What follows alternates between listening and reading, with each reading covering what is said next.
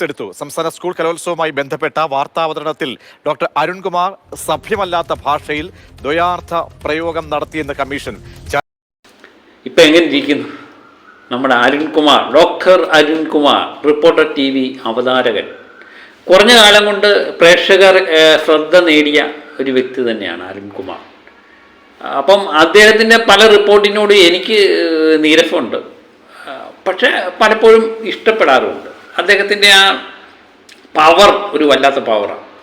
ആൾക്കാരെ പിടിച്ചിരുത്താനും ഒക്കെ അദ്ദേഹത്തിന് പ്രത്യേക കഴിവുണ്ട്, ഒരു ടാലൻ്റ് ഉണ്ട്. പിന്നെ മാധ്യമപ്രവർത്തകന് വേണ്ട അറിവുകളും അദ്ദേഹത്തെ യഥേഷ്ടമുണ്ട് എന്ന് എനിക്ക് തോന്നിയിട്ടുണ്ട്. അദ്ദേഹം പുലിവാല് വിളിച്ച ഒരു കഥയാണ് ഈ റിപ്പോർട്ടർ TVക്കുള്ള അരുൺകുമാറിനും ഒക്കെയുള്ള പ്രത്യേകത. ഏത് സമയത്തും നമ്മുടെ കലോത്സവം നടക്കുന്നുണ്ട്, കുഞ്ഞുങ്ങളുടെ കലോത്സവം നടന്നുകൊണ്ടിരിക്കുകയാണ്. കലോത്സവം നടന്നു കഴിയുമ്പോൾ അവിടെ റിപ്പോർട്ട് അവതരിപ്പിക്കാൻ വേണ്ടി അവർ പോകുന്നു. എനിക്ക് തോന്നുന്നു കുറച്ച് നാളായിട്ട് തുടങ്ങിയ കഥയാണ്. ഇപ്പം തിരഞ്ഞെടുപ്പ് വന്നു കഴിഞ്ഞാൽ തിരഞ്ഞെടുപ്പ് സമയത്ത് വെളുപ്പിനെ തന്നെ ഇറങ്ങി പലരുമായിട്ട് ഇങ്ങനെ സംസാരിച്ച് ഒരു റിപ്പോർട്ടിങ്ങിൻ്റെ ഭാഗമായിട്ട് ഇവരെല്ലാം കൂടി ഇരിക്കുകയും ഓപ്പനയുമായിട്ട് ബന്ധപ്പെട്ട ഒരു കുട്ടിയെ ഇതൊക്കെ ചെയ്യുകയും ചെയ്തു, അത് റിപ്പോർട്ട് ചെയ്യുകയൊക്കെ ചെയ്തു. അതിനകത്തെ ഒരു റിപ്പോർട്ടറെ ആ കുട്ടിയെ കൂടെ കളിയാക്കിക്കൊണ്ട് ചില സംഭാഷണങ്ങൾ പറഞ്ഞു എന്നുള്ളതാണ്.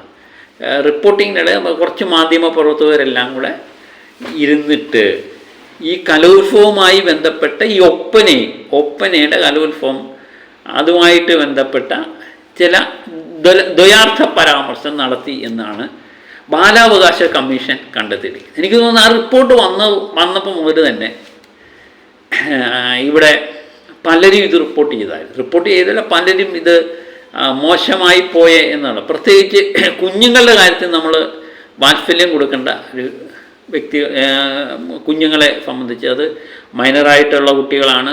അപ്പം അവരോട് സംസാരിക്കുമ്പോഴും അവരോട് ഈ തമാശ എന്ന രീതിയിലാണ് ഇത് അവതരിപ്പിക്കുന്നത്.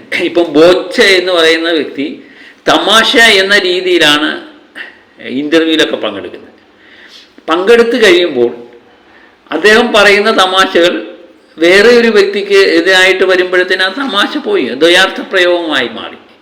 അത് തന്നെയാണ് ഇവിടെ സംഭവിച്ചത്. നമുക്ക് ആ റിപ്പോർട്ട് ഒന്ന് കാണാം. എന്തുകൊണ്ട് വിശേഷങ്ങളൊക്കെ? ആ ഒപ്പന പെൺകുച്ചിനെ പിന്നെ കണ്ടായിരുന്നു? പിന്നെ കണ്ടിട്ടില്ല. ഷഹബാസിനാതിരിക്കുന്നതാണ് ആ കുട്ടിക്കും താങ്കൾക്കും നല്ലത്. ഷഹബാസിനെ പിന്നെ നമ്മൾ കണ്ടിട്ടില്ല. ഈ റിപ്പോർട്ടിൻ്റെ പേരിലാണ് അരുൺകുമാർ പുലിവാലി വിളിച്ചത്.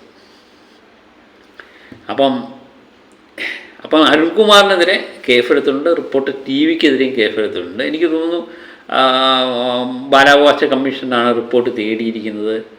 ഇത് എന്തുമാത്രം ഏത് ലെവലിൽ വരെ പോകും എന്നറിയില്ല. പ്രത്യേകിച്ച് ഇപ്പം ദ്വയാർത്ഥ പ്രയോഗങ്ങളുടെ കാലമാണ്. പ്രത്യേകിച്ച് ബോച്ചെ അറസ്റ്റിലാവുന്നു, സ്ത്രീകൾക്കെതിരെ ഇങ്ങനെ സംസാരിക്കുന്നവർ ശക്തമായ നടപടി സ്വീകരിക്കുമെന്ന് പറയുന്നു. അതൊക്കെ ശ്ലാഘനീയമായ കാര്യമാണ്. പക്ഷേ മാധ്യമപ്രവർത്തകരുടെ കാര്യം വരുമ്പോൾ എന്ത് സംഭവിക്കും എന്നുള്ളത് പൊതുജനം നോക്കി കാണുമല്ലോ. ഏതായാലും അതുമായിട്ട് ബന്ധപ്പെട്ട ബാലാവകാശ കമ്മീഷൻ പറഞ്ഞത് എന്താണ് നമുക്കൊന്ന് കേൾക്കാം. റിപ്പോർട്ടർ ചാനലിനെതിരെ ബാലാവകാശ കമ്മീഷൻ സ്വമേധയാ കേസെടുത്തു. സംസ്ഥാന സ്കൂൾ കലോത്സവവുമായി ബന്ധപ്പെട്ട വാർത്താവതരണത്തിൽ ഡോക്ടർ അരുൺകുമാർ സഭ്യമല്ലാത്ത ഭാഷയിൽ ദ്വയാർത്ഥ പ്രയോഗം നടത്തിയെന്ന് കമ്മീഷൻ. ചാനൽ മേധാവിയിൽ നിന്നും തിരുവനന്തപുരം ജില്ലാ പോലീസ് മേധാവിയിൽ നിന്നും കമ്മീഷൻ അടിയന്തര റിപ്പോർട്ട് തേടി. രാഹുൽ ജി നാഥ് ചേരുന്നുണ്ട്. രാഹുൽ, ബാലാവകാശ കമ്മീഷൻ ഗൗരവത്തോടുകൂടി ഇടപെടാനുണ്ടായ ആ സാഹചര്യം, ആ സംഭവം എന്തായിരുന്നു? വിവരങ്ങൾ. പ്രതീക്ഷ അത് തന്നെയാണ്. ജനുവരി 4 മുതൽ 8 വരെയാണ് സ്കൂൾ കലോത്സവം നടന്നത്. ആ കലോത്സവവുമായി ബന്ധപ്പെട്ട് ഒപ്പന മത്സരം നടന്നിരുന്നു. അന്ന് ഒപ്പന മത്സരവുമായി ബന്ധപ്പെട്ടൊരു സ്റ്റോറി ഇവർ നിർമ്മിച്ചിരുന്നു. അത് മണവാട്ടിയുമായി ബന്ധപ്പെട്ട് മണവാട്ടിയും റിപ്പോർട്ടറും തമ്മിലുള്ള സംഭാഷണം ഉൾപ്പെടുത്തിയാണ് ആ സ്റ്റോറി നിർമ്മിച്ചിരുന്നത്. ശേഷം ആ സ്റ്റോറിക്ക് ശേഷം ആ സ്റ്റോറിയുമായി ബന്ധപ്പെട്ട് നടന്ന ചർച്ചയിൽ അരുൺകുമാർ ദ്വയാർത്ഥ പ്രയോഗം നടത്തി എന്നുള്ളതാണ് നിലവിൽ ഇപ്പോൾ ചൂണ്ടിക്കാട്ടുന്നത്. ബാലാവകാശ കമ്മീഷൻ വളരെ ഗൗരവത്തിൽ കാണുന്നു. അത്തരത്തിൽ പ്രയോഗം എങ്ങനെ ഉണ്ടായി എന്നുള്ള ചോദ്യങ്ങൾ ഉൾപ്പെടെയുണ്ട്. അത് ചാനൽ മേധാവിയും ഒപ്പം ജില്ലാ പോലീസ് മേധാവിയും വിശദീകരണം നൽകണമെന്ന് അവർ അറിയിച്ചിട്ടുണ്ട്. എന്തായാലും കലോത്സവവുമായി ബന്ധപ്പെട്ട് കുട്ടികളുടെ വാർത്തകൾ കൈകാര്യം ചെയ്യുമ്പോൾ കൂടുതൽ പക്വത വേണം എന്നുള്ള കാര്യമാണ് അവർ ഓർമ്മിപ്പിക്കുന്നത്. അപ്പോൾ ഈ ദ്വയാർത്ഥ പ്രയോഗം എന്ന് പറയുന്നത് നിലവിൽ എല്ലായിടത്തും ഉള്ള ഒരു കാര്യമാണ്. ഇത് മറ്റുള്ളവരെ ചിരിപ്പിക്കുക എന്നുള്ളതാണ്. സിനിമയിലാണ് ഏറ്റവും കൂടുതൽ കണ്ടുവരുന്നത്.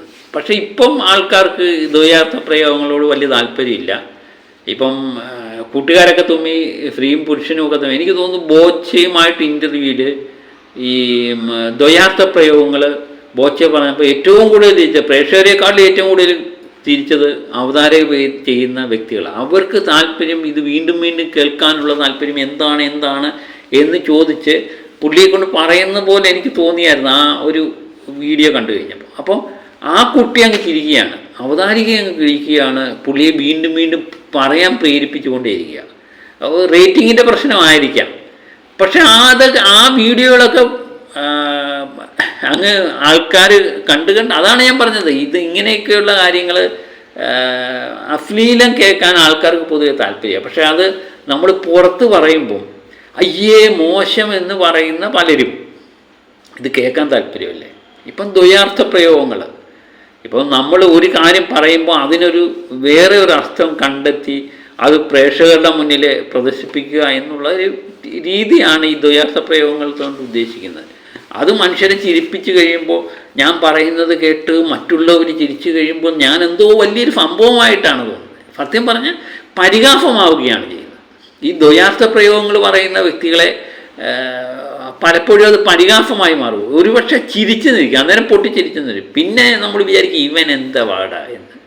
അതുതന്നെയാണ് നമുക്ക് ഈ എന്താ പറയുന്നത് ബോച്ചയുടെ കാര്യത്തിന്. ബോച്ച എന്ന് പറയുന്ന വ്യക്തിയെ നല്ല രീതിയിൽ നല്ല മനുഷ്യനാ, എല്ലാവരെയും സഹായിക്കാൻ താല്പര്യമുള്ള വ്യക്തിയാണെന്നൊക്കെ പറയുന്നത്. പക്ഷേ പുള്ളിയുടെ ഏറ്റവും വലിയൊരു ഈ ബാഡ് പോയിന്റ് എന്ന് പറയുന്ന ഈ ദ്വയാർത്ഥങ്ങൾ പറയുന്നു, അശ്ലീലങ്ങൾ പറയുന്നു, അത് മറ്റുള്ളവർക്ക് മനസ്സിലാകുന്നു. അത് ചിലപ്പം പുള്ളി പറയുന്ന ഒരു മാർക്കറ്റിങ്ങിൻ്റെ തന്ത്രമായേക്കാം. അല്ലെങ്കിൽ എനിക്ക് തോന്നുന്നു നേരെ ചൊവ്വേ പുള്ളി ഇൻ്റർവ്യൂവിനൊക്കെ പങ്കെടുത്തു കഴിഞ്ഞാൽ ആർക്കും കാണാൻ താല്പര്യമില്ല. അപ്പം പുള്ളിയുടെ നിന്ന് ഇങ്ങനെയൊക്കെയുള്ള വാചകങ്ങൾ വരും എന്ന് വിചാരിച്ചായിരിക്കാം ആൾക്കാർ കാണുന്നതും. അതുതന്നെയായിരിക്കും പുള്ളി മാർക്കറ്റിങ് തന്ത്രമാക്കി മാറ്റുന്നതൊക്കെ. ഇപ്പം ഏതായാലും മറ്റുള്ളവരുടെ കാര്യം പറയുമ്പം അരുൺകുമാറിനും മറ്റുള്ളവർക്കൊക്കെ 1000 നാക്കാം. അപ്പം സ്വന്തം കാര്യം വരുമ്പോൾ എങ്ങനെ പ്രതികരിക്കും എന്നുള്ളതാണ് നമ്മളിനി നോക്കിക്കാണുന്നത്. ഞാൻ പറഞ്ഞില്ലേ, മാളിക മുകളിലേറിയ മന്നൻ്റെ തോളിൽ മാറാപ്പ് കയറ്റുന്നതും ഭവാൻ.